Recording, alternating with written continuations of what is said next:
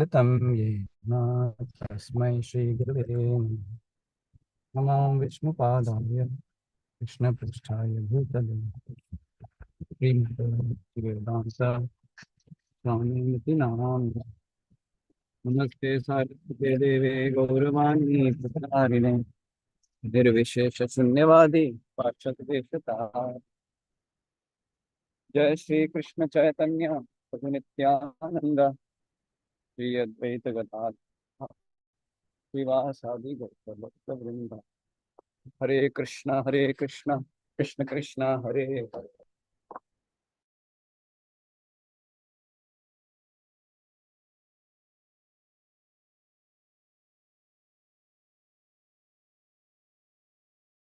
Hare Hare Ram Ram Ram Hare Hare Hare Krishna Krishna Krishna Hare Hare Hare Ram Ram Ram Hare Hare Thank you. So I welcome everyone for today's verse. Today's verse number is text number 6. The about how one should have session.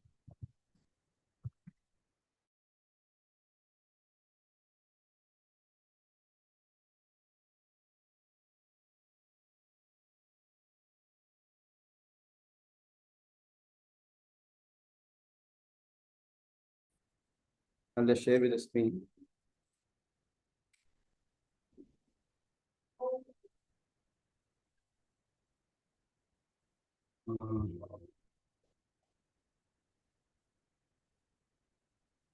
NOI 6, right?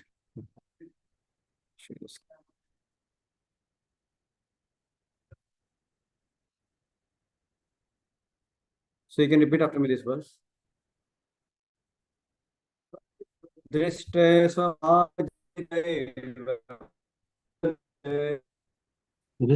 स्वभावजनिते रपुषश्च दोषे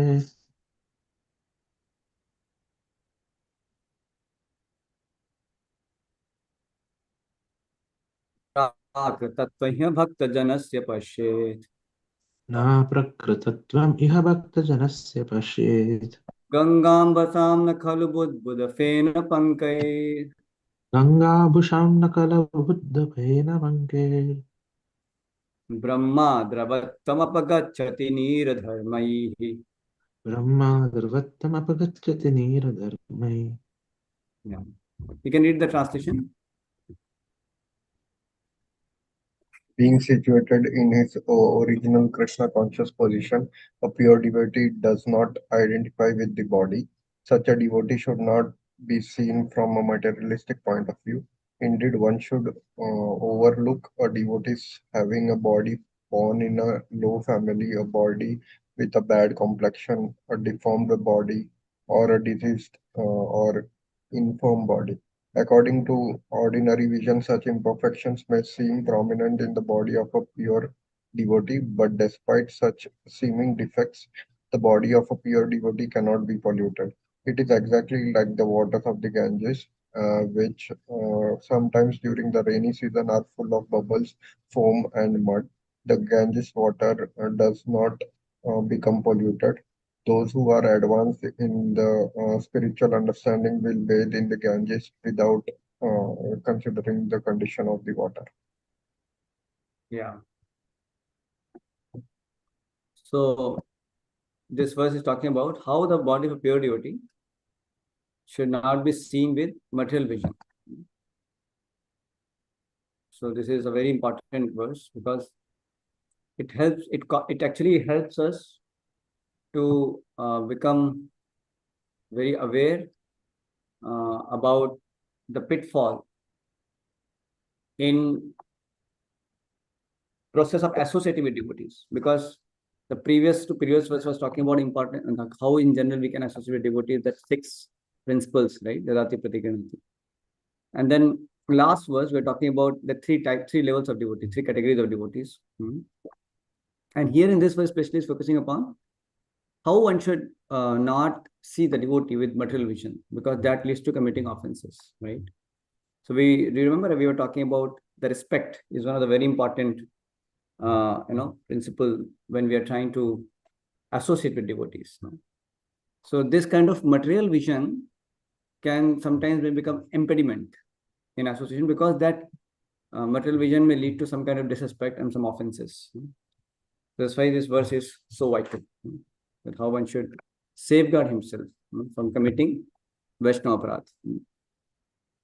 And the reason is given that somebody is in Krishna conscious position. So he's talking about pure devotee, but it is valid for, even Madhyamadhikari and Kanishadhikari. One should not basically see any devotees' bodily defects and commit some kind of offenses, getting affected by those bodily defects. So the devotee should not be seen from a materialistic point of view. One should overlook a devotee as having a body born in a low family, a body with bad complexion, deformed body, disease, infirm body. So such kind of ordinary vision should not be there. There's one verse also, no? Guru su naramati Vaishnava jati buddhi. So seeing Guru with an ordinary vision, thinking him to be some ordinary personality, and considering Vaishnava of some particular caste, color, or creed, these things are naraki buddhi. Arche Vishnu Shiladhir, Guru su naramati Vaishnava jatir buddhi. It's all being mentioned, and caution is given. Another verse also of Srimad Bhagavatam. So it says, according to ordinary vision, such imperfections may seem prominent in the body of a pure devotee, but despite such seeming defects, the body of a pure devotee cannot be polluted. It is exactly like the waters of the Ganges, which sometimes during the rainy season are full of bubbles, foam and mud. So if you see in Ganges, when you go to take bath, sometimes there is stool also floating. You can see some bubbles will be there, mud will be there. But those who know that Ganges water is not ordinary, it's always pure. It always remains purified. Nothing can contaminate the innate purity of Ganges water. It's always Sharanamrit, correct, no? So people, those who understand it, so in spite of sometimes Ganges water may be having mud, bubbles, some kind of dirt may be there, but still they will accept it, and they will bathe in the Ganges water without considering the condition of the Ganges water. So this is how a pure devotee, even though they may have some bodily defects, but that should not be taken into account, and one should not become disrespectful towards a pure devotee or towards any devotee actually. Yeah, so we'll read further. Shuddha Bhakti is the activity of the soul proper. In other words, engagement in the transcendental loving service of the Lord is performed in a liberated condition. Mam Choy Vicharena Bhakti Yogena Sevate Sagunam Samtityata and Brahma Bhuyaya Kalpate. One who engages in full devotional service, one who does not fall down in any circumstance, at once transcends the modes of material nature and thus comes to the level of Brahman. So why this verse is quoted here? Basically, it's talking about the glory of pure devotional service and the person who is practicing pure devotional service. The person who practices pure devotional service, he should be considered in a transcendental state. So either he is perfect by being a pure devotee, he is engaged, completely in devotional service. So then he is in completely liberated condition. And somebody may be, Kanishta, Madhyama, so they are also practicing pure devotional service, and they are on the way to get liberated fully, and they are slowly transcending this material existence like that. So in both the cases, one should understand that, the people who are taken up Krishna consciousness, pure devotional service, that is actually the activity of the soul. It's actually the activity of the soul. So though we may be engaged with our body, with our mind, with our words in devotional service, but actually these activities are actually activity of the soul proper. Correct, no? Though we're chanting, apparently maybe using our body. When we are doing services, maybe using our body. When we are reading, hearing, maybe using our body. But actually the activity is the activity of the soul. That's why we call it spiritual activity. Correct, no? So when we are having spiritual activities, which is actually concerned with the soul, so then some apparent defects in the body should not be taken seriously. That should not be considered, should not be taken so much into account. That can become trouble. So sometimes, yes, a pure devotee's body also may be having some defect. Sometimes some pure devotee may have some problem in the leg, like say, Chaitan Charan Prabhu has some issue with the leg, right? But he's a very senior devotee, very advanced devotee. Same with Jayapataka Maharaj, he may not be able to walk. He's always on wheelchair. Sometimes and he has got some paralysis kind of thing, some kind of, so sometimes while speaking, he may not be able to speak well. So, but these things should not block the mind of neophyte, thinking that, how can somebody be such a great devotee and have such kind of bodily troubles, or thinking them in a bodily manner, like, thinking them, oh, he's Vaishnava who is, limping Vaishnava. He's a limping Vaishnava, or he is a blind Vaishnava, or he's American Vaishnava, he's Indian Vaishnava. So any kind of bodily consideration, when you see while dealing with pure devotee or any devotees, is actually considered hellish, and that leads to offenses. So Abhibhacharani Bhakti means unalloyed devotion. A person engaged in devotion service must be free from material motives. In this Krishna consciousness movement, one's consciousness must be changed. So Prabhupada is establishing the platform of pure devotion service, unalloyed bhakti, abhyabhicharati. So he's saying that one should be free from any material motive. So in this Krishna consciousness movement, one's consciousness must be changed. So the whole attitude of disrespect is because of material consciousness. And when we are actually making advancement, then we become more and more Krishna conscious, right? So he's saying if consciousness is aimed towards material enjoyment, it is material consciousness. If it is aimed towards serving Krishna, it is Krishna consciousness. A surrendered soul serves Krishna without material considerations. So unalloyed devotional service, which is transcendental to activities of the body and mind, such as jnana and karma, is called pure bhakti. Bhakti yoga is the proper activity of the soul. And when one actually engages in unalloyed, uncontaminated devotional service, he is already liberated. So Krishna's devotee is not subjected to material condition, even though his bodily features may appear materially conditioned. One should therefore not see a pure devotee from a materialistic point of view. Unless one is actually a devotee, he cannot see another devotee perfectly. As explained in the previous verse, there are three types of devotees: Kanishta, Madhyama, Uttama. The Kanishta cannot distinguish between a devotee and non-devotee. He is simply concerned with worshipping the deity in the temple. A Madhyama, however, can distinguish between a devotee and non-devotee, as well as between the devotee and the Lord. Thus, he treats the Supreme Personality of Godhead, the devotee and the non-devotee in different ways. So no one should criticize the bodily defects of a pure devotee. If there are such defects, they should be overlooked. What should be taken into account is the spiritual master's main business, which is devotional service, pure service to the Supreme Lord. So it's quite clear that the only consideration should be the devotional service of the great souls. That is the main consideration, what one should take into account. So, like one great soul was giving lecture, so from his mouth, the saliva was coming like this. He was a little old and it was dripping a little bit like that. So somebody may see that and say, hey, like that, and then he may feel little, okay, how can he be like that? So that kind of consideration is not good, because he may have some bodily limitations, some bodily defects maybe. So that is one thing. Second thing is also, we should also overlook certain, mental traits also of great Vaishnavas.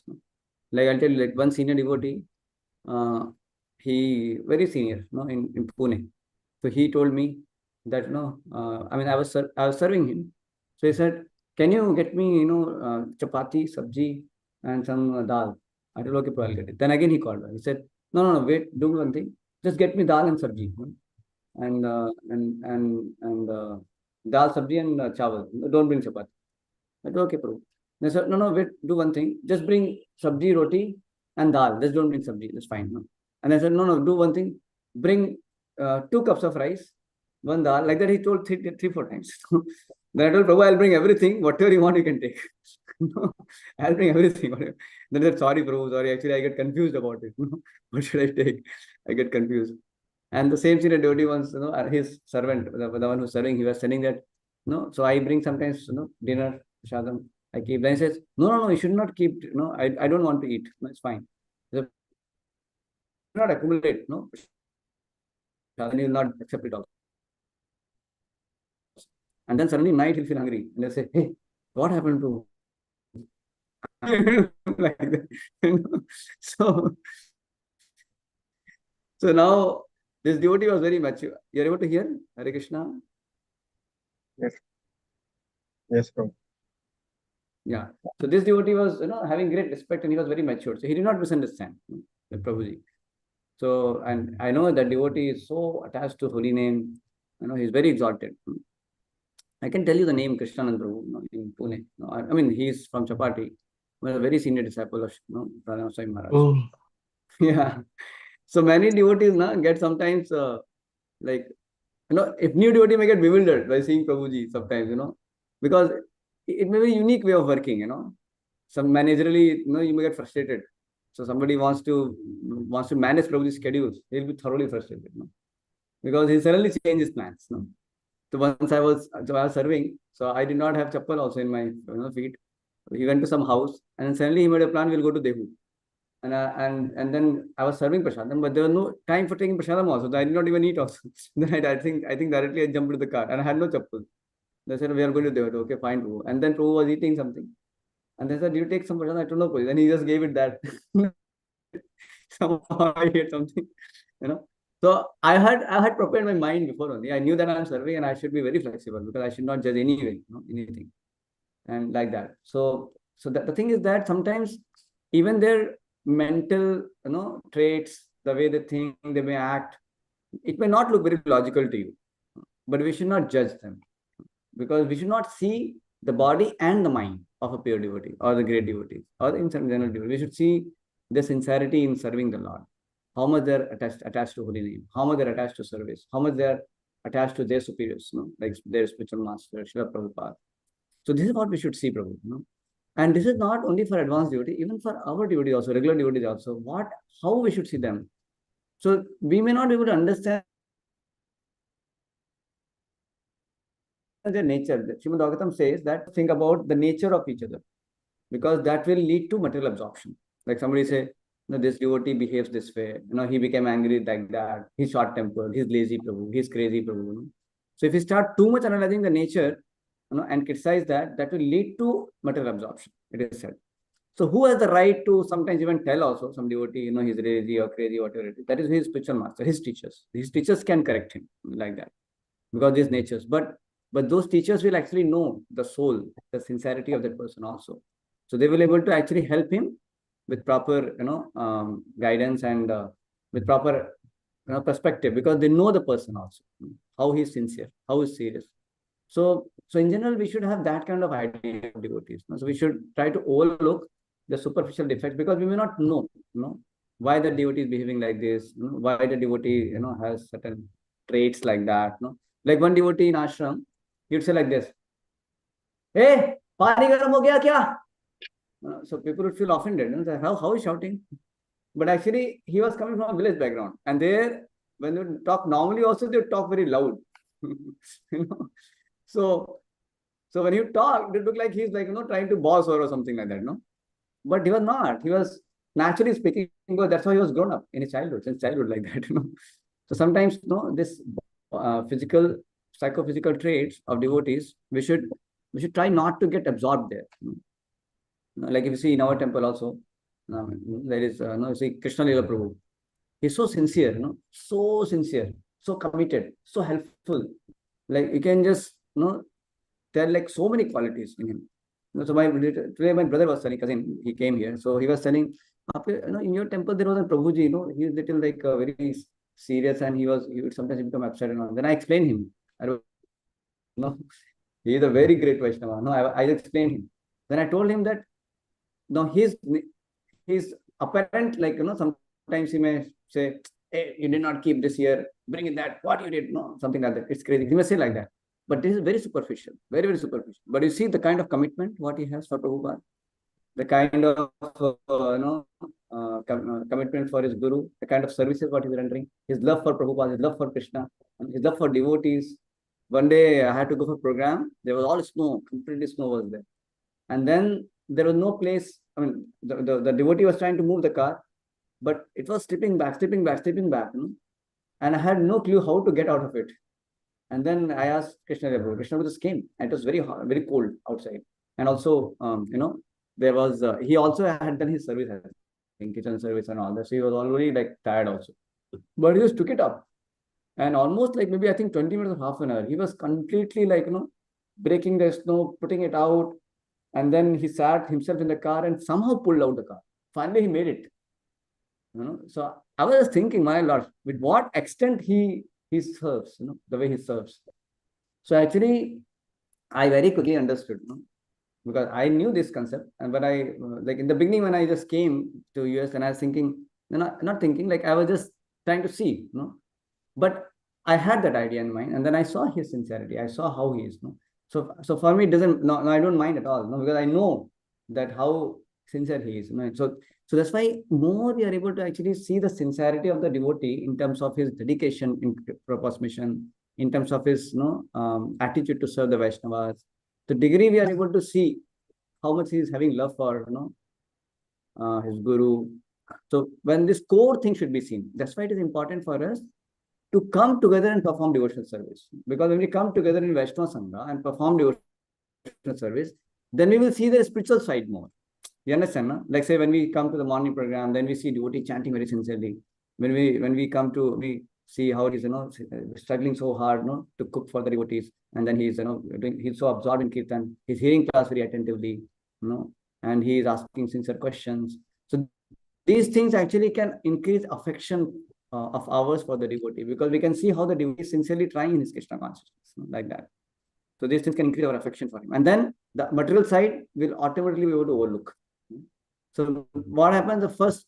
So when we generally meet, then we tend to see the material things only. Okay, how does he speak? How did he behave? How did he talk? So what was his tone? So these things only become very prominent in our life, like that. That's why we have to be a little patient. We have to tell our mind, don't judge. First try to understand that devotee, because every devotee has come to Krishna consciousness. He has some sincerity. He cannot be just here hanging around for no reason. He has some attraction for Krishna. That's why he has come. So we should also try to overlook those things. We are very quick to judge sometimes. So it's all for all of us. We are all have that challenge. But that's why this verse is guarding us against it. So especially Uttamathikari, we have to be very careful, because to the degree the devotee is advanced, to that degree the offense is also severe. So we have to be very careful with the very advanced devotees. But in general also we should avoid judging devotees based on their body and mind both. Like some devotee has irritable nature. Irritable nature means superficial. Like they will superficially be irritated very fast, short-tempered, irritable, or sometimes they may be little strong in speech. There are some devotees who are strong in speech, but they're very compassionate. They're very soft-hearted. They have such powerful dedication for the mission. But they may have little, their speech is little like a sharp. They have that. So it's not like they also know. They also try to work on themselves, but they have certain nature like that. So we have to actually overlook certain things. But for that we need to see their spiritual side. If you're not able to see the spiritual side, it becomes very difficult, to not be able to tolerate that nature, like that. Same way, we also have certain traits, which also may hurt somebody like that. But if the devotees can see our spiritual side also, then we can be also accepted in the family of Vaishnavas, like that. So this is how we had to overcome Kanishta mentality. Kanishta means he'll get stuck with externals. He'll get stuck with the physical body, appearances and all that thing. And he'll get stuck with the mind also. Like many times in devotee circle also, the friendship may be because of our chemistry match. You know what is chemistry match? That happens in outside world also. Frequency match. Because our natures match. But nature is material, you see. So the friendship may not be actually very spiritual, because it is all about nature magic. Okay, I like him. Why? Because he jokes nicely, and he's very friendly to me. He's very helpful to me.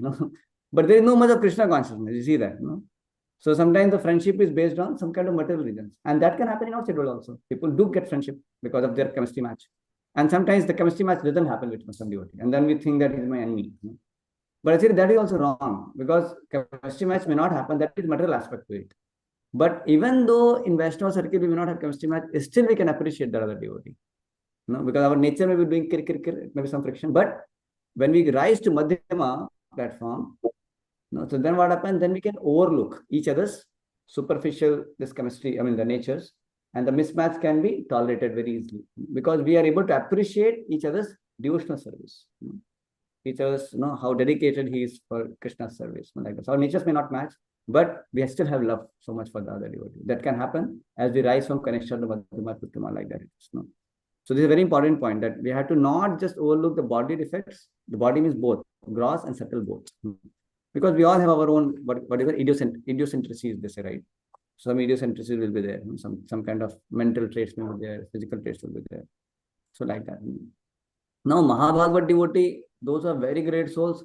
They don't see even that aspect of sincerity in terms of Krishna consciousness also. They see the soul directly, and this soul has innate love for Krishna. So for that reason only they love all the living entities. So they overlook the physical, they overlook the nature, and they overlook the sincerity of the soul also in terms of taking Krishna consciousness. They directly look at the soul and how soul is dear to Krishna, and they can love everyone. That is the vision of Uttamadhikari. So Uttamadhikari thinks everybody is devotee of Krishna. He thinks like that. No, but at least Madhyamadhikari will try to overlook the physical and mental identities of the devotees and will be able to appreciate their devotional service. That's why he makes distinction between the devotee, non-devotee, envious. We discussed non-devotee means envious and innocent, and then devotee and then Lord. So Prema, Maitri, Kripa, Upeksha. That is the way he deals with different kinds of devotees. So yeah, any comment or any reflection, any question till now?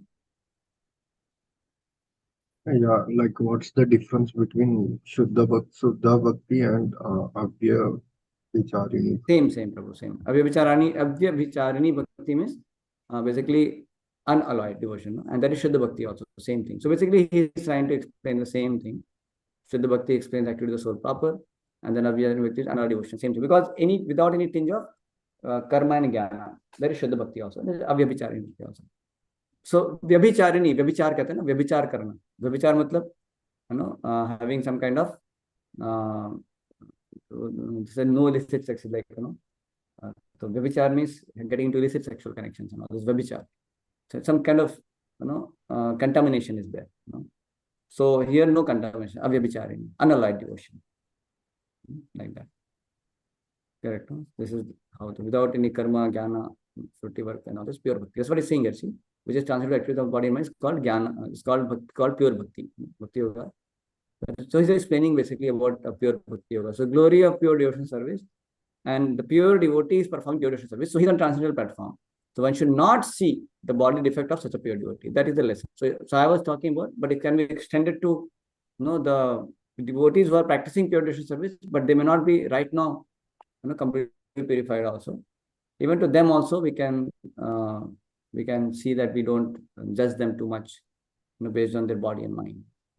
Right. We'll discuss more about it later. But is it any kind of comment, any questions, anything you have? Are you going to we are okay, or anything you have to say? No, bro, all good. Okay, so we'll go next further.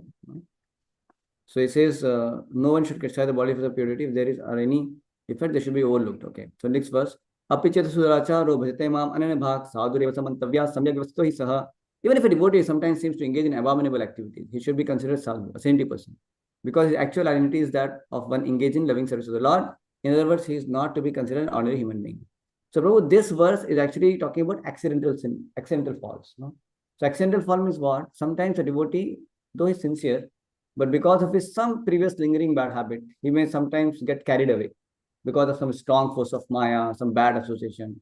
He may slip. He may little slip or fall sometimes.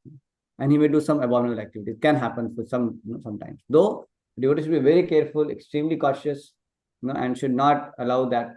But sometimes it might, because of Maya is so powerful. So in that case, Krishna says that even such a person should be considered sadhu if he quickly reinstates himself and he repents and he rectifies himself, and he goes on nice devotion service, right? So that is considered to be not, Krishna is still considered that person to be sadhu. And he said that the person should be respected. One should not criticize because he has rectified himself. But see, there is a caution also, but one shouldn't think that, okay, Krishna is making use of this verse and say that, okay, now I can engage in sinful activity and anyway I'm chanting. So I should be considered sadhu. So that is not a very good idea. And that Krishna will not like that. So basically it's not like, concession for doing sin. So now he is, doing sin after sin. He's continuing in that way. So that is not bad. That is very bad. So he is committing sin, and again he's committing sin, again he's committing sin. So that is bad. So basically he may sometimes slip, but he takes a strong resolution, and he then avoids, doing the same mistake again. So that kind of attitude is required. So there is a difference between hypocrisy and a devotee who is sincerely struggling. So sometimes struggling devotee may face some kind of falls here and there. But he is very sincere. He repents. He takes some action plan. He will be very, very much trying to see that what all steps I should take by which I don't commit this mistake again. He'll keep his environment accordingly, and he will improve certain aspects of a devotional service in a way that he doesn't again, get into any of that. So that means he's sincere, he's sincere, and that is not hypocrisy, because he's sincerely having intention to improve. But if somebody takes, somebody takes this kind of concession, okay, I'm anyway chanting Hare Krishna, whatever I commit here and there, that's fine, because I'm chanting Hare Krishna to nullify. That becomes seventh offense actually. And that kind of behavior is, very, very bad. That's called duplicity, skutinati. That means you have some intentions to, indulge in sinful activities, and we are taking the name of devotional service, or we are just trying to use devotional service to justify that I'm okay, because anyway I'm chanting Hare Krishna. So that is not good. So that is some material motivation. So maybe some for name, fame, some kind of material gain. We are trying to show up. I'm also doing everything, but we are having no intention to actually have a proper character of a devotee, and stopping all anything which is not supposed to be. We're not supposed to do. So one has to be serious and sincere about it. So there may be some struggle, but one has to be sincere. Then it is not hypocrisy. Then it is, you're struggling, and then you're taking help. You may take help of Guru, Sadhu, Shastras, and then you are trying to improve yourself like that. Then he says, even though a pure devotee may not be born in a Brahman or Goswami family, if he's engaged in the service of the Lord, he should not be neglected. So Prabhupada is talking about how this title Goswami, is not the monopoly of the pure devotees. So he says, in actuality, there cannot be a family of Goswamis based on material consideration, caste or heredity. So 6 Goswamis were there. So two of them, Sanatana Goswami, Rupa Goswami, they became Mohammedans and had therefore changed their names to Dabir Khas and Sakar Malik. But Sri Chaitanya Mahaprabhu himself made them Goswamis. Therefore, the Goswami title is not hereditary. The word Goswami refers to one who can control his senses, right? Who is the master of the senses. So, why Prabhupada is saying it will come later. A devotee is not controlled by the senses, but is the controller of the senses. Consequently, he should be called Swami or Goswami, even though he may not be born in a Goswami family. According to this formula, the Goswamis who are descendants of Sri Nityananda Prabhu and Sri Advaita Prabhu are certainly devotees, but devotees coming from other families should not be discriminated against. Indeed, whether the devotees come from family of previous acharyas or from an ordinary family, they should be treated equally. So sometimes one should not think, oh, here is an American Goswami and discriminate against him. Nor should one think, here is a Nityananda Vamsa Goswami. There is an undercurrent of protest against our awarding the title Goswami to the American Vaishnavas of the Krishna consciousness movement. Sometimes people flatly tell the American devotees that their sannyas or title of Goswami is not bona fide. However, according to the statements of the Rupa Goswami in this verse, an American Goswami and a Goswami in a family of acharyas are non-different. So basically, if somebody has taken to the process of devotional service, he has got proper initiation, and he is following all the rules and regulations, and he has awarded the title Goswami or Sannyasi, or Swami. So that should be accepted, So this kind of consideration that, because he's born in a Muslim family or he's born in American nation, so that's why he cannot be a bona fide Vaishnava, because he's not born in a Brahmin family. So that is again a bodily conception of life. So again, you are considering Vaishnava to his body. You are limiting the Vaishnava with his body. So this is again Narki Buddhi. And that's how one is committing offenses, you see. So to think like that, anyway, but he's not like, I have actually heard that, there's one devotee, So, anyway, I should not tell, I may not tell that exactly. But there are some people, they say like that sometimes. They say what? Okay, Prabhu, jo bhi hai na, whatever, this American and Europeans, they are sannyasis and gurus, we cannot so much. Actually, those who from Indian background, sannyasis, we should take their shelter. Like that, I've heard like that, some devotees talking like that. So that is very dangerous actually. How does this, matter? Somebody is from America, somebody is from India. If somebody is fixed in pure devotional service, so what is the problem? But still people carry that kind of attitudes. They think, no, if it's India, from India he was, so that way he'll be more advanced, he'll be more great. So that kind of idea is actually bodily consciousness. Because Vaishnava is transcendental. Now he has taken initiation from great souls like Prabhupada and or any spiritual master, and he is engaging in chanting Hare Krishna. So subtle body is purified. He's not the same person who might be having certain, before whatever the life was. So one should not see the background of a devotee. One should not see the nation, the caste, the color, the creed. That kind of thing is very offensive. And Prabhupada is, actually feeling so bad that, even his god brothers, would also sometimes criticize Prabhupada. Prabhupada will tell later. On the other hand, a devotee who has attained the title of Goswami but is not born of a Brahmana father or a Goswami in the family of Nityananda or Advaita should not be artificially puffed up thinking that he has become a Goswami. There's another thing that, of course, one should not deride a devotee who is having proper, devotional standard and he's given title Goswami. One should not think, how can he be Goswami? He's born in America or he's not born in Brahmin family. That's first thing. Second thing, Prabhupada is saying, and somebody who is actually may not be born in Brahmin family and may not be the way Smartas, they, say that he should have that Indian and Brahman, all that. But such devotees also, those who are elevated to that high platform of Goswami and Swami because of proper initiation and their standard of devotion service, they should also not get puffed up thinking that, I'm Goswami and Swami. They should also always remain humble. They should know that, no, I'm a very, I'm not that great, but because of my spiritual master's mercy, I am being engaged in devotion service so nicely. So there is no pride, but there is humility. There's a feeling of gratitude and humility is there that I have been awarded this exalted position by the grace of my spiritual master, by the grace of the Lord. That is the understanding. So one should not become puffed up also. Like, ultimately now I'm also, Goswami, I am Swami, So that artificially also one should not be puffed up. That's what he's saying. Yeah, so on the other hand, a devotee who has attained the title of Goswami but is not a born family of Goswami in the family should not be artificially puffed up, thinking that he has become a Goswami. So you should always remember that as soon as he becomes materially puffed up, he immediately falls down. The Krishna consciousness movement is transcendental science and there is no room for jealousy. This movement is meant for Paramhamsas, who are completely free from all jealousy. Paramam Nirmat Saranam. One should not be jealous whether he is born in a family of Goswami or has a title of Goswami awarded to him. As soon as anyone becomes envious, he falls from the platform of Paramhamsa. The two obstacles Prabhupada is saying, one is pride. One should not become proud of his position. Even though he may be elevated to the position of Goswami or Swami, one should not become proud of it. One should always identify himself as a humble servant of his Guru. It is Guru's mercy, is the Guru he has given his exalted position for the service of the Lord, for the sake of service. Otherwise, I have no qualification. That should be the understanding.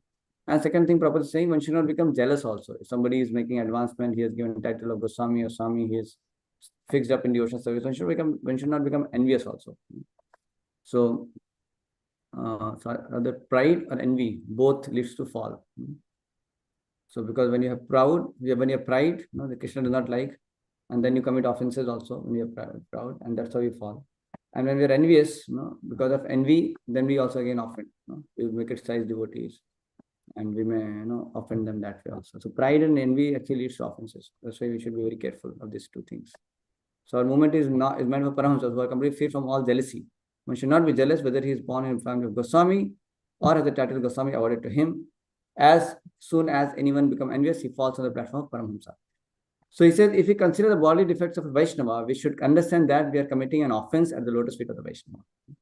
An offense at the lotus feet of Vaishnava is very serious. Indeed, Sri Chaitanya Mahaprabhu has described this offense as Hati Mata. Now, if an elephant goes to a nice garden and it destroys all the, it's mad elephant, so it destroys all the trees and flowers and everything, right? So everything become, spoiled. So there is mad elephant. So it creates disaster. So one should therefore be very careful not to commit any offense against a Vaishnava. Every devotee should be ready to take instruction from a superior Vaishnava. From a superior Vaishnava must be ready to help an inferior Vaishnava in all respects. One is superior or inferior according to his spiritual development in Krishna consciousness. One is forbidden to observe the activities of the pure devotee from a material point of view.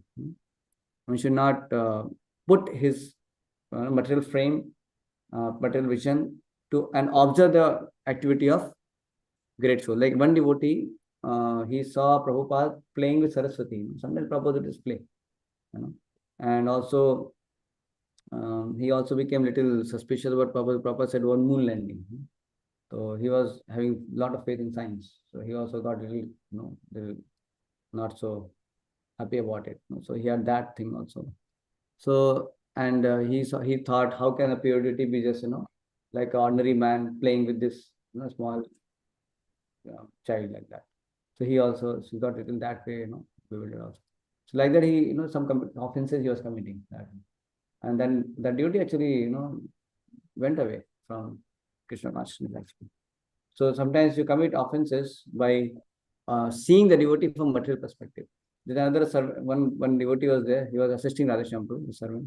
So then what happened? Then so the Radhashyampu was dealing with some guest, and then he told his assistant something, and scolded him, his assistant, and with his guest he was dealing certain way. So this assistant felt so offended.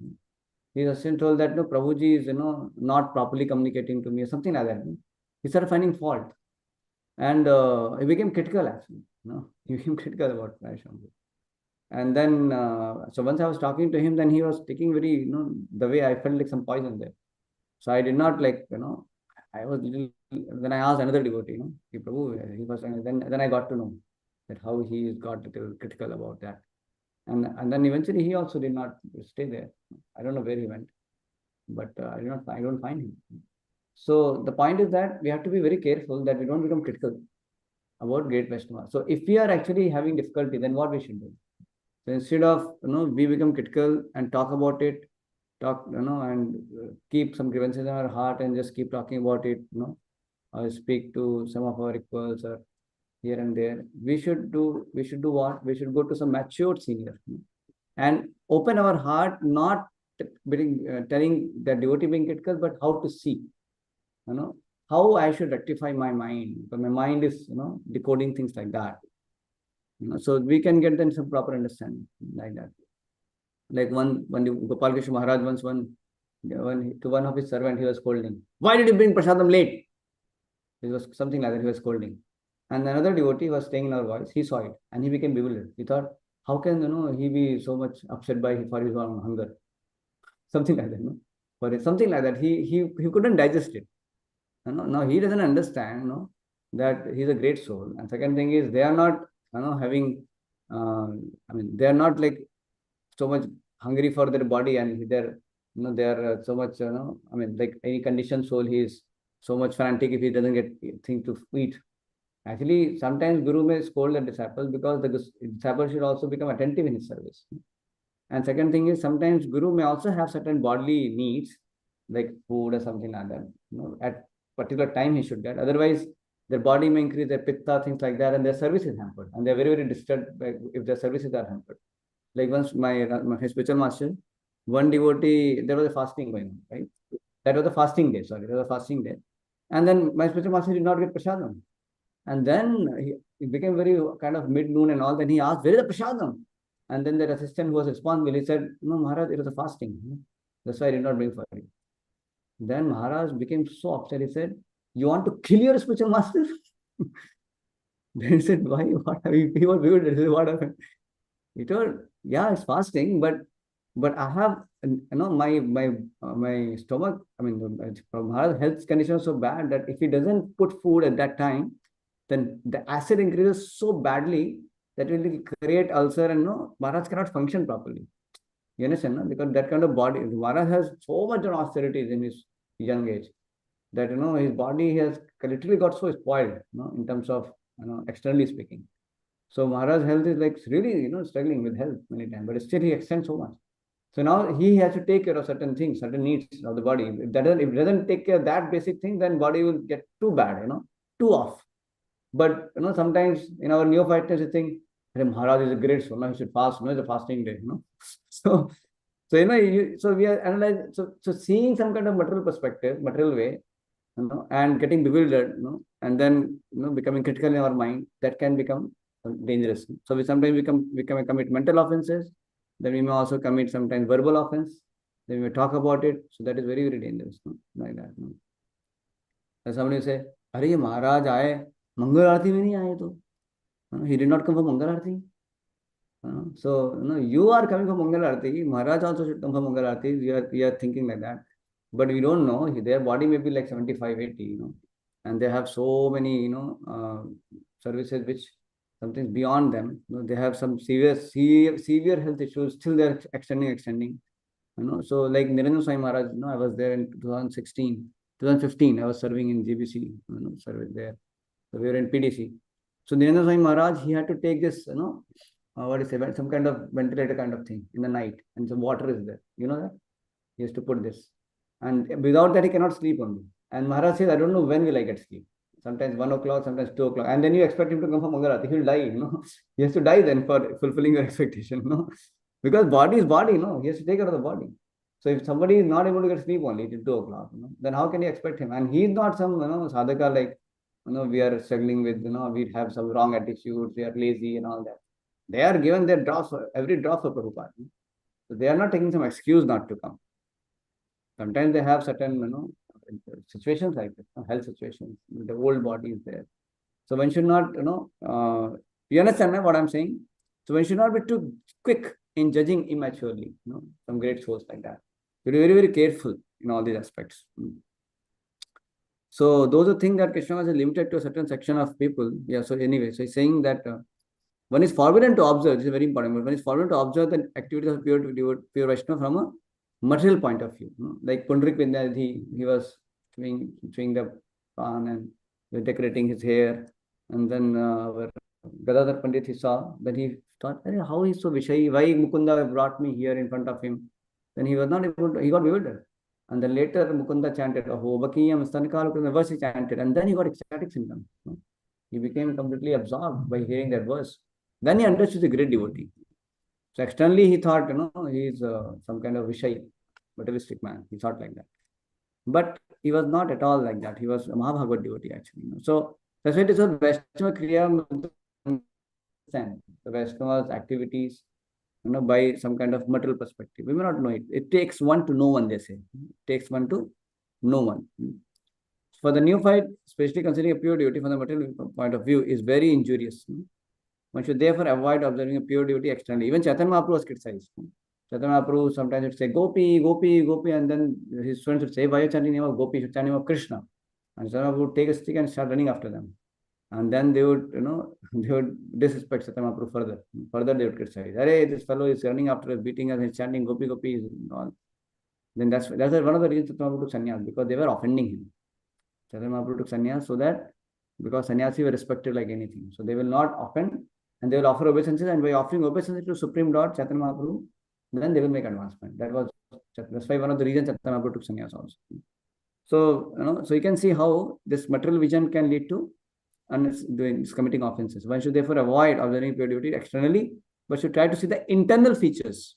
And that is true for every devotee. Instead of seeing them externally, one should see the internal features. How they are dedicated for service, how they are having taste for holy name, how they are having so much spirit for preaching Krishna consciousness, how much they are so much absorbed in trying to serve the Vaishnavas, cooking for them, whatever. So we have to see their core Krishna conscious features. By seeing that, how much you have taste for Krishna Katha.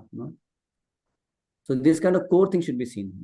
So their taste for serving, taste for chanting, taste for hearing, and taste for deity worship. All these things should be seen. So when we see this, then we can avoid judging them on external way.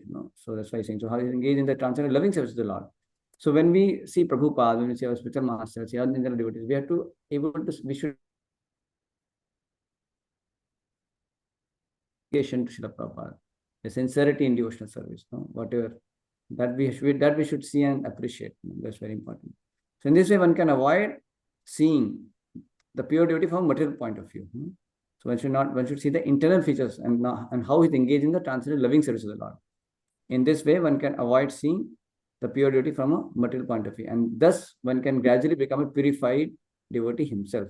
Those who think that Krishna consciousness is limited to a certain section of people, a certain section of devotees, or a certain tract of land, are generally prone to see the external feature of the devotee. See, such neophytes, unable to appreciate the exalted service of the advanced devotee, try to bring the Mahabhagavad to their platform. We experience such difficulty in propagating this Krishna consciousness all over the world.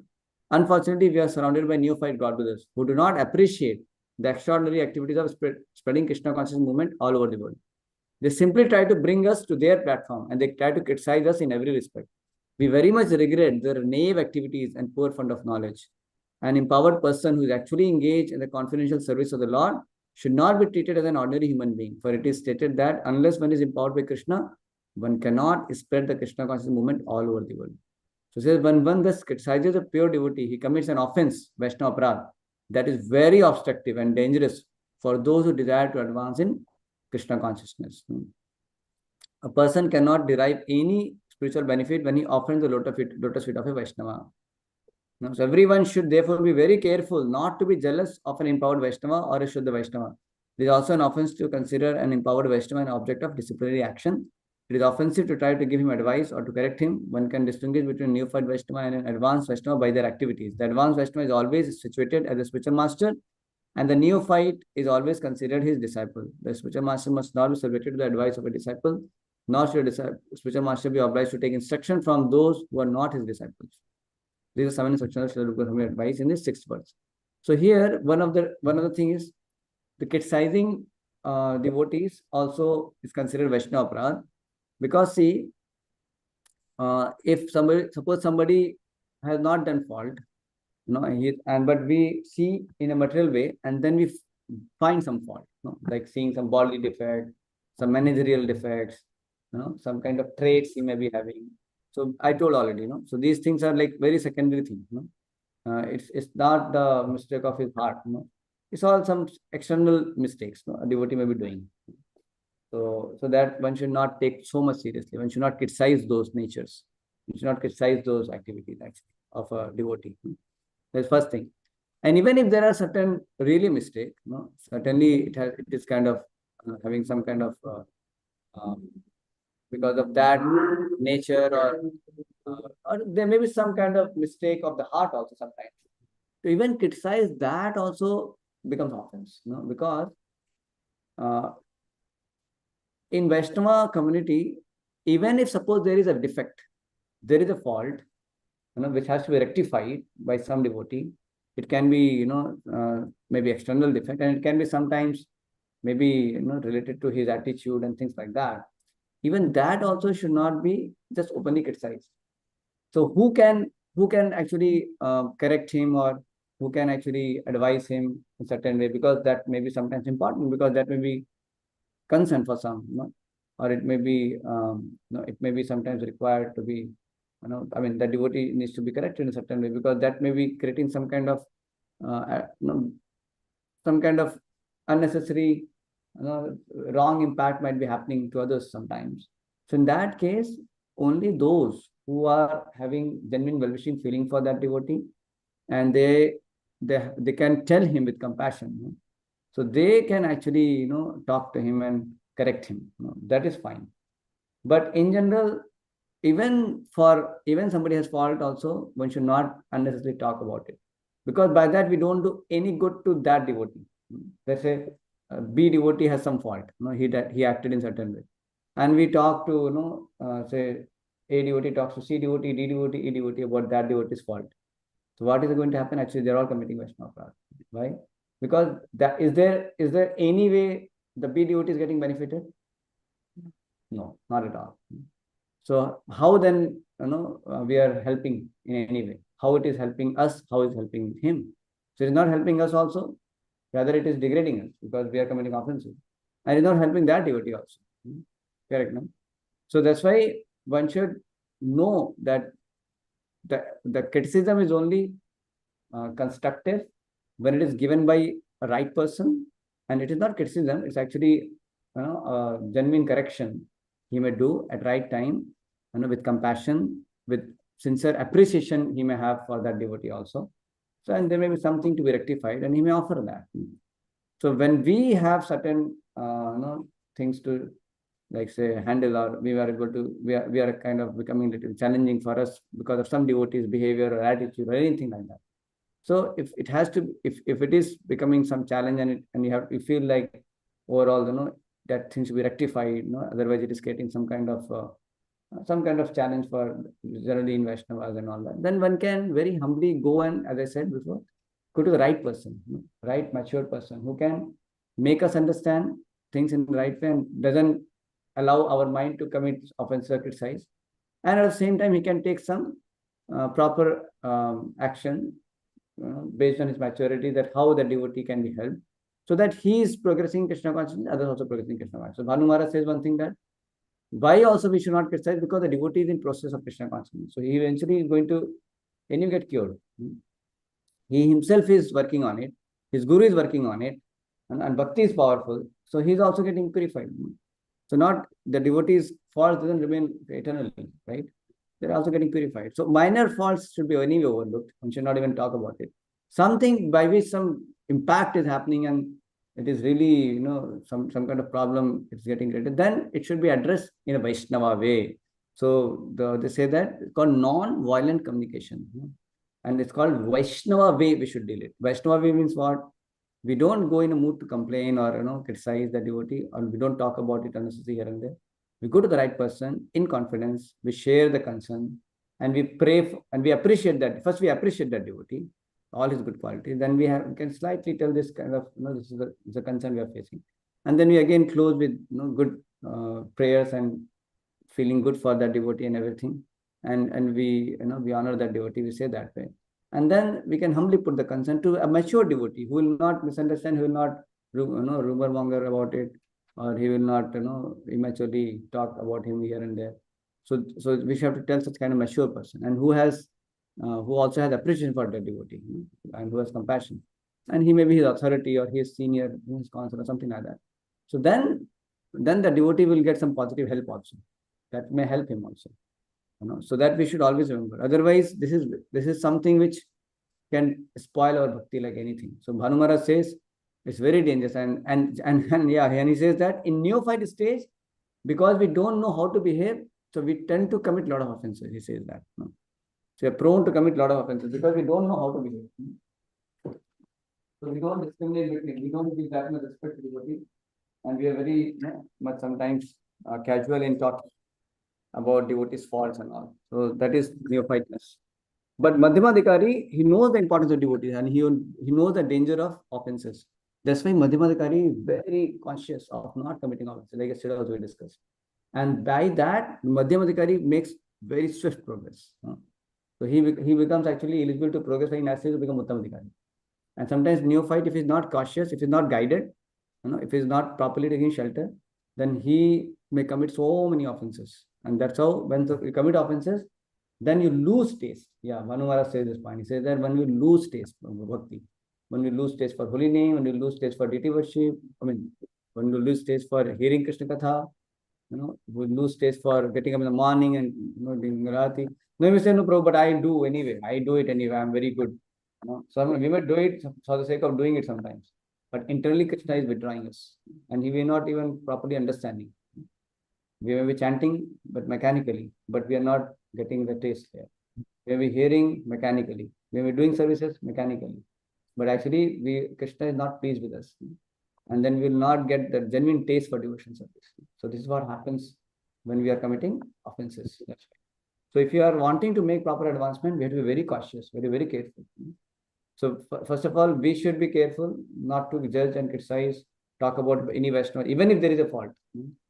And second thing, if there is anything happening around, if somebody is doing like that, so our responsibility, we have to either get away from that place or change the topic.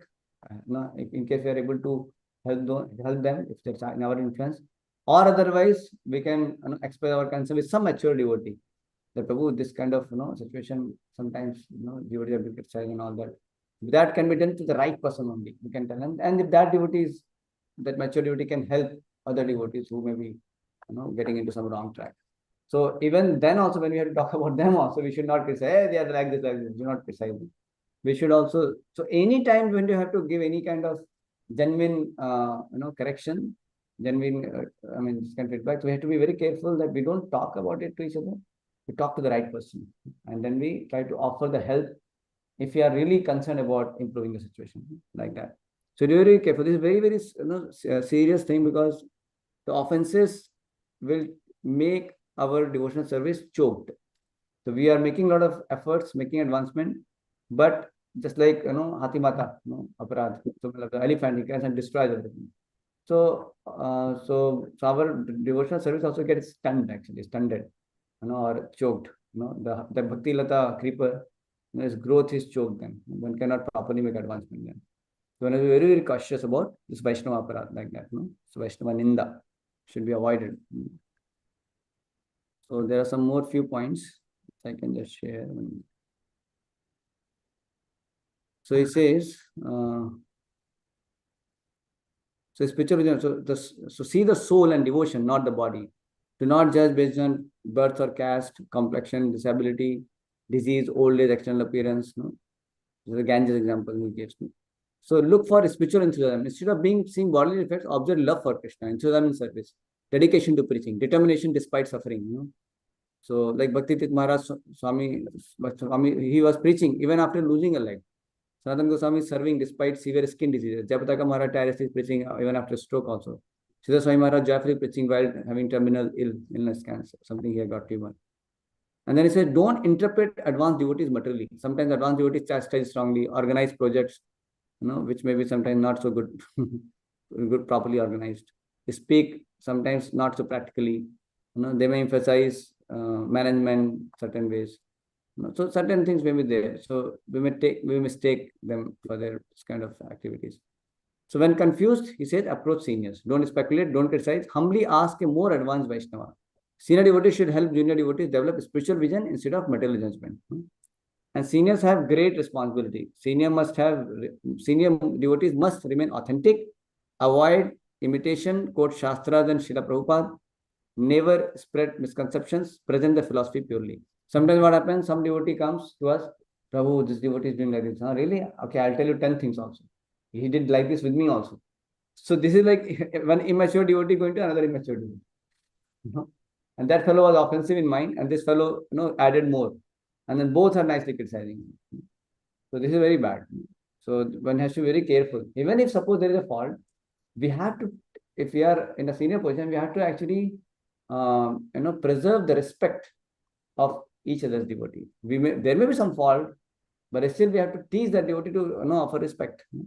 Like one devotee from Pune, he called me, he was telling, I know that brahmachari also, he was telling he behaved like this, like that. I never talked anything about that brahmachari. I told Prabhu how you should see. That's what I taught him. How you should see, how in the Vaishnava community, you don't know much. Sometimes we may take in a certain tone, we may take that way. So we have to make the devotee who sometimes comes to us to have faith in the Vaishnava Sangha. And tell them that, we have to explain them that how sometimes different devotees there may be some background to it, some context, we may not be aware, but so we should not quickly judge, we focus on sadhana and all. So, so we can explain, maturely that devotee. So instead of, he came with one fault and you tell two faults, because you also had negativity. We have negativity, he has negativity, we come together and we criticize. None of them will get help. And we become part of Vaishnava Pradhan. So you have to be very careful. The whom to share also is important. And if somebody is sharing with us also, how to deal with that also is important. And we should not allow our mind also to get polluted by someone bringing negativity about other devotees. Our mind also should not be polluted. We have to preserve that purity of ourselves, and we have to help that devotee also. So it's a very great sign. That's why somebody has to be matured, more fixed up in devotional service. Then one can actually help other devotee like that. So then it says spiritual outlook toward Guru and senior Vaishnavas. Lord Chaitanya missionary workers completely dedicated to Krishna's service. Like that we have to see them. They are dear to Krishna. They are eternal servants in Krishna's pastime. Like that we should see Guru and senior Vaishnavas. Avoid envy of empowered Vaishnavas. We should avoid envy. So appreciate empowered devotees. Never minimize extraordinary service because of external considerations. Envy obstructs the preaching mission. Never try to correct exalted Vaishnava. Ramchandra Puri was trying to criticize or correct his guru, Madhven Puri. Telling, why you are crying? Better you meditate on impersonal Brahman. And he became a great criticizer of Vaishnava eventually, because he was advising his guru, Madhven Puri. He was correcting him. The principle is accept guidance from superior Vaishnava. Don't assume the role of correcting and disciplining exalted devotees. So always cultivate spiritual vision. Focus on a devotee's service, sincerity and devotion, not bodily or social factors. If something about a senior devotee is difficult to understand, seek clarification rather than criticize. Protect yourself from Vaishnava Aparad by maintaining humility and appreciation. Learn to recognize that what appears externally may have a deeper spiritual purpose. So he says, a mature devotee learns to see Krishna's servant through the eyes of faith and service, not through the eyes of material judgment. is the point he's saying. Yeah. So any comment or any reflection, any question? Anyone?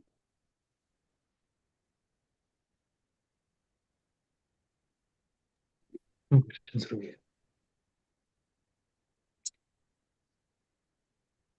Samit Prabhu, Ajit Prabhu and Gopal Prabhu, anything?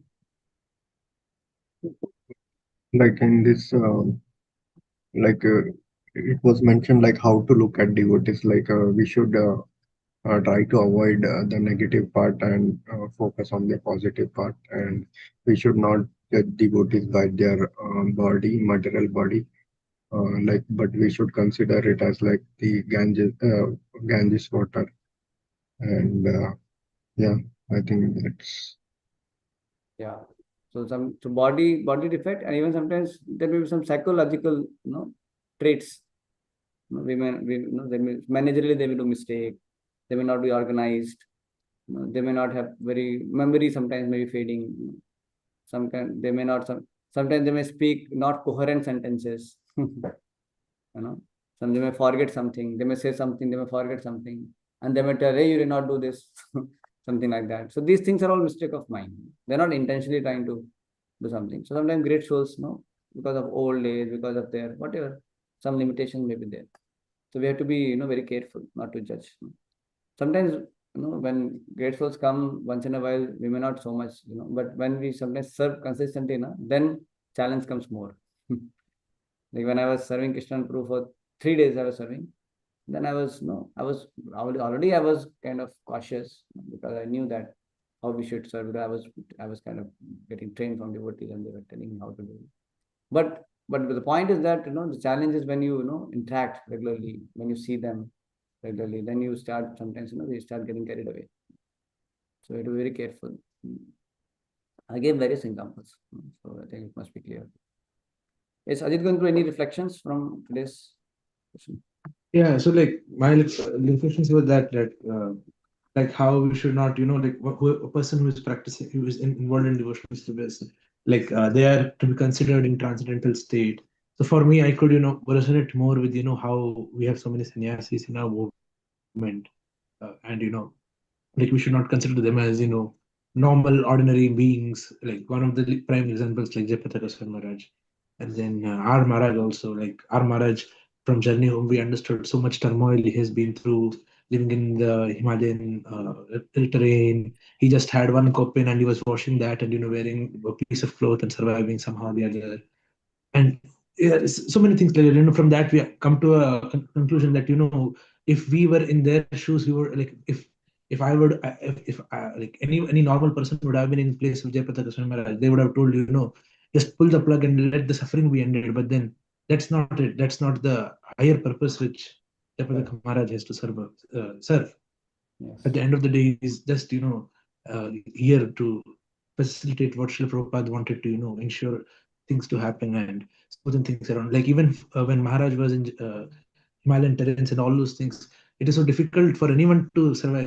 Like I wouldn't have imagined ever once to leave home, leave the comfort of United States in the 1970s when you have your own house, your dad is a car dealer, and then you have so much money, and then you leave that and go and hitchhiking to the eastern countries and go around. So like that, makes us understand, like they have that our Bicharani Bhakti, like unalloyed devotion towards the Supreme Lord.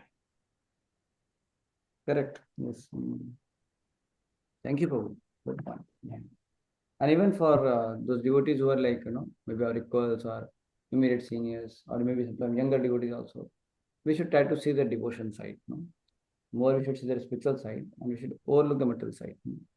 Because unnecessarily criticizing the material side for no reasons, it can unnecessarily have.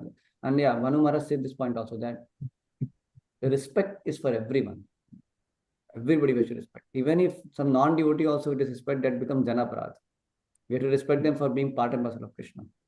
We may disrespect differently, like Uttam Adhikari will offer Dandot Pranam, and initiated devotee and sincerely practicing, we may offer Panchang Namaskar Pranam. And some, like as I said, Prakracharya, some new devotee. So we may offer sometimes, mind respect, but respect is mandate. Respect should be there for all, because antidote to offenses is respect. So more we have respect for the devotees, for their internal quality, internal aspects, like the most internal aspect is partner of Krishna, so Jana Prasa public. And for any devotee, because he has some devotion for the Lord, he's chanting Hare Krishna, he has some sincerity, he's serving the Lord, he's engaged in devotional service. So we should be able to respect them for that. And the more we see the devotional side, devotional qualities, the more it's easy for us to overlook their physical, mental limitations and defects. And then we can safeguard ourselves against committing offenses. Yes, Gopal, what do you say? Good point. Yeah, come closer so you can hear. I was going to say that's probably say Good. like that I already simple that don't disrespect your seniors, and even if you see that they're doing something that may not fit our standards, that may look weird or that doesn't look nice or something, probably badly feel that that's not proper. We should not think of them in a material aspect.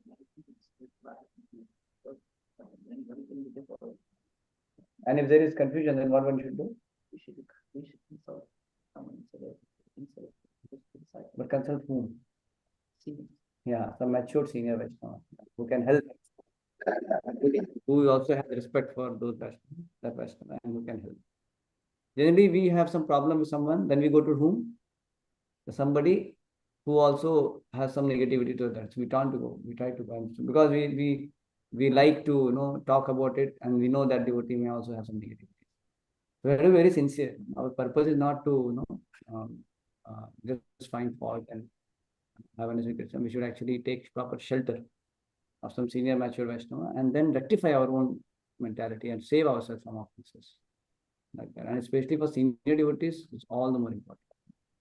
Because if we are offending great souls, our devotional service becomes very challenging. It chokes our bhakti. So we are very careful. We can take shelter and clarify and remove those doubts and get proper understanding. Like that. And senior devotee will help, like the proper direction. The senior devotees can help the younger Vaishnavas. So we need that kind of mature senior devotee for helping us in that way. Okay, so fine. So we'll pause here. It was okay, the pace. Did I speak too fast today? I felt a little bit you spoke faster. Faster? Okay. Yeah. Okay. So Mitru, what about you? For you? For me, both is fine. Fast, slow, anything. I say for you, it's fine. Gopal was fine. it's fine. Okay. Maybe a little bit, but I Okay, I'll try to slow down tomorrow. Okay, bro. Thank you so much. And Prabhuji, regarding timing, you said Yeah. like Sumit Yeah, Prabhu had timing, bro, asked that is it going to yeah, be correct. 8:30 every day or? Yeah, so timing, bro. See, the thing is, we were thinking, Sumit, bro, you can also tell whether it works. So Monday, Wednesday, Thursday, and Friday, can we have from 6 to 7:30? Basically every day of the week except Tuesday. Yeah, Tuesday, not Tuesday, and sometimes Friday also may be challenging, but mostly Friday should be okay. But some Friday we may have to change. So Monday, Wednesday. I had one suggestion. Okay. So rather Yes, than ma'am. having like 2-3 days or 8 and few days few days on other timings. One time like, for all, no? Yeah, one time for all, because only Yeah, one day actually, would be that's what skipped. I also thought. But Yeah. our Gopal was requesting, because for him it's becoming a little challenge. He has something like at that time only saying. What did you say? One time for all the day. Yeah. Yeah, that would be better. Yeah, but I have to then that become challenging for me. Only one day, Tuesday, if you can have 8:15 or 8:30. 8:30 we can keep Tuesday, and Monday, Wednesday, Thursday, Friday we can keep 6 to 7:30. What do you think? I'm fine with anything. It depends on Sumit Malvar. If he Yeah. comes from office a little later. I'm also fine. Is it fine, bro? Yeah. Like if I'm late, I can connect through phone. Okay, fine. So 6 to 7:30 should work. And we'll start, Huh? we start from tomorrow or next. Tomorrow we can do 6 to 7:30. Okay. Tomorrow 6 to 7:30. And Friday. Friday you have off, Sumit Prabhu? Yes, we do, it's gone on. Why there will be also? Friday we have off, oh, no, wait, this is wrong Friday, no, we don't. Oh, you don't have Friday now. Oh, this Friday. I'm not sure about. We Mhm. don't. Okay, let me think about Friday, bro. Friday, little tricky. I'll think about it. We can have 6 to 7:30 Friday also, mostly. Yeah. Maybe 5. Are you free at 5:30, Sumit Bro, or only 6? No, 5:30. So sometimes I leave office by 5 and reach here by 5:30. Then I'll have to like do some